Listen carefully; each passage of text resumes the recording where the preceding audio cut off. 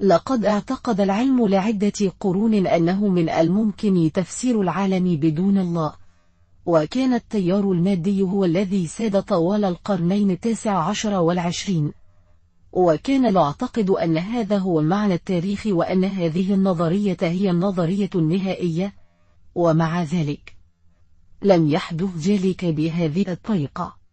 سوف يستغرق الأمر بعض الوقت حتى يفهم الناس أن العلم الحديث أثبت حتمية وجود الله، تماما كما استغرق الأمر بعض الوقت في القرن 19 لقبول نظريات داروين التطورية أو تكوين النظام الشمسي.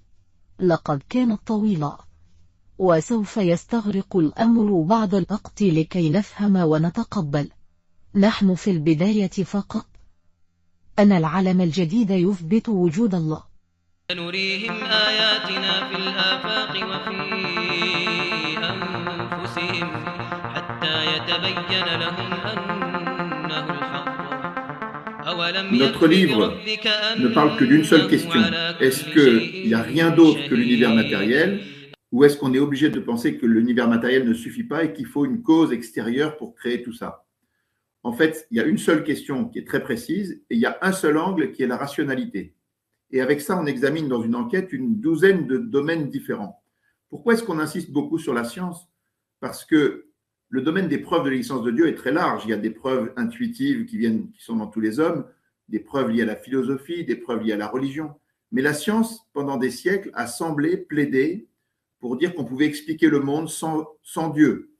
Et donc, ça a donné un courant matérialiste et scientiste extrêmement puissant qui a dominé au XIXe siècle et au XXe siècle. Et on pensait que c'était le sens de l'histoire, que ça allait continuer comme ça pendant longtemps. Mais en fait, pas du tout. Il y a un tournant à un moment, donc c'est le schéma qu'on a mis sur le retournement de la science.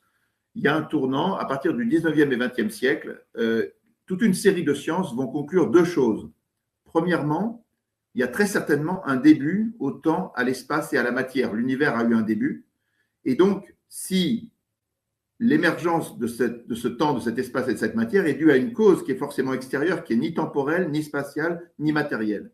Et donc, on retrouve la grande définition de Dieu de la philosophie ou de la religion, qui est un être extérieur qui a donné l'existence à tout ce qui existe. Et puis, on s'est aperçu aussi qu'il y avait des réglages extraordinaires dans l'univers, que tout était réglé depuis les quarks, les atomes, jusqu'en passant par les étoiles et toute la vie complexe, des réglages absolument fous sur lesquels tout le monde est d'accord et qu'on découvre chaque année. Et ces réglages supposent une explication. Comment ça se fait que tout ça fonctionne? Et il n'y a pas beaucoup d'explications qui réussissent. En fait, toutes les thèses alternatives échouent d'une manière ou d'une autre.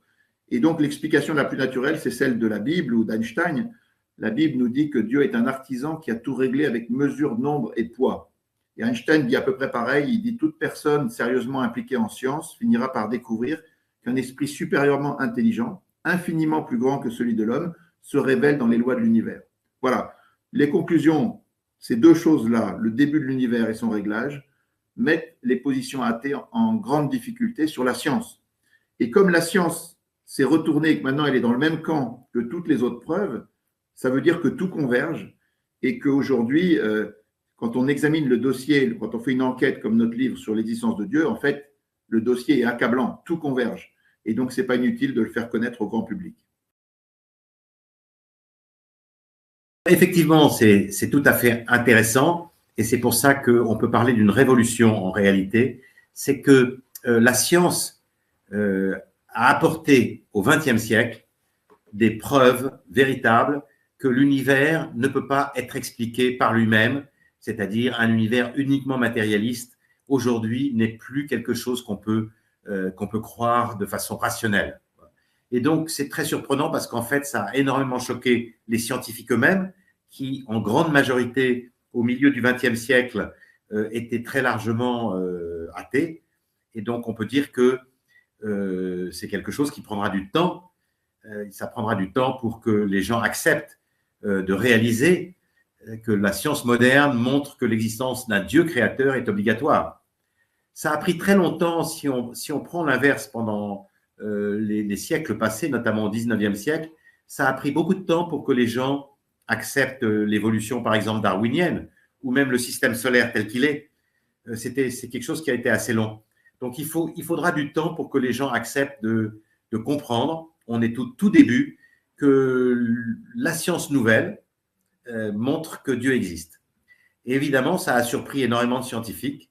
Même beaucoup ne veulent pas l'accepter, bien entendu, ce qui est normal, parce que c'est une question passionnelle.